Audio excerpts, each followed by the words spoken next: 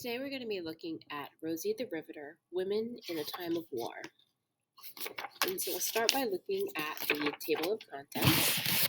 And you'll see the chapters here. America Goes to War, Recruiting Women to the Workforce, Redefining Women's Work After the War, and Women Working Today. Introduction. The outbreak of World War II brought dramatic changes for women in the United States. Up until that time, most people believed that women should stay home and take care of their families and households. Most employers did not hire women to do jobs traditionally held by men.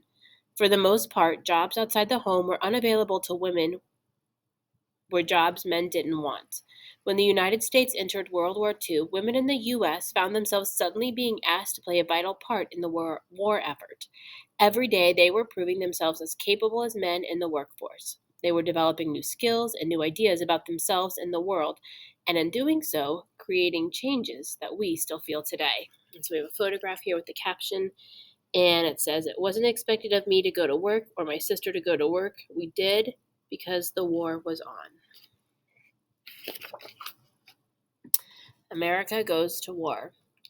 War had been raging worldwide since 1939. Japan was fighting to conquer other countries in Asia. Germany, led by Adolf Hitler, was invading its neighbors and attempting to build an empire in Europe. Until 1941, the U.S. government had managed to stay out of the conflict, and the lives of most Americans weren't much affected by the war. But all that changed on the morning of December 7, 1941. At 8 a.m. on that clear Sunday morning, a wave of Japanese bombers and fighter planes swept over the U.S. naval base at Pearl Harbor in Hawaii, launching a devastating attack on the American ships and military airfields. An hour later, a second wave of planes brought more destruction. By the end of the day, the U.S. naval force was crippled. 21 ships and 200 planes were destroyed or damaged, and approximately 2,400 people, including civilians, were killed. The surprise attack stunned the nation. On December 8, 1941, the U.S. officially entered World War II when President Roosevelt signed a declaration of war against Japan. And so you can see a copy of the newspaper clipping and then a picture of President Roosevelt signing the declaration of the war. Asia and Europe. Because of an agreement Germany and Italy had with Japan, those two countries declared war on the U.S. 3 days later. Now the U.S. would have to fight on battlefronts in Asia and Europe, thousands of miles apart. Having to divide the military between two theaters of war led to a serious shortage of troops. Millions of men rushed to sign up for military service, and new recruits were in constant demand. With thousands of their fathers, sons, brothers, and husbands leaving daily to join the conflict, Americans left at home could no longer view the war as a distant event happening overseas. It would affect not only the troops, but American citizens at home going about their daily lives. Needs on the home front. To fight two wars at the same time, the U.S. needed to manufacture thousands of new planes, ships, tanks, and guns, all in a short period of time.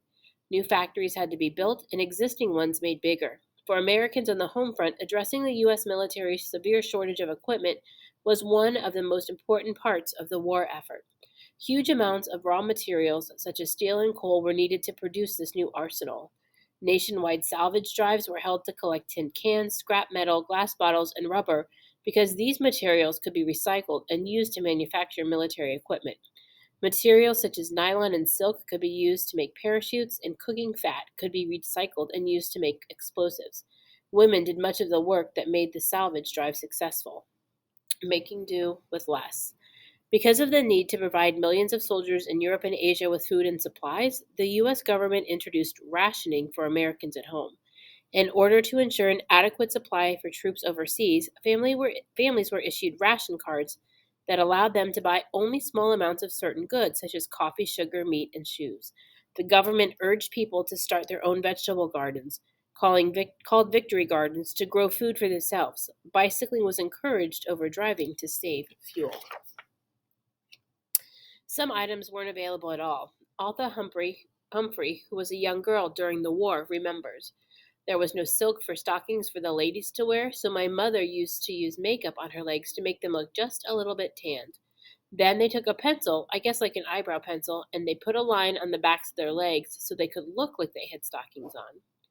With men either away at work or fighting overseas, women had full responsibility for running their households and keeping their families fed and clothed, all while making do with less.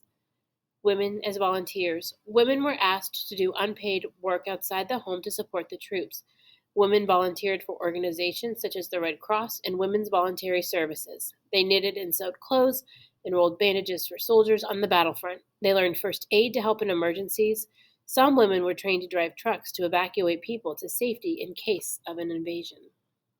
And so we have a graph here about building an arsenal. It says in 1942, U.S. factories and industries needed to produce the following: 60,000 planes, 800 ships, 45,000 tanks, and 20,000 anti aircraft guns.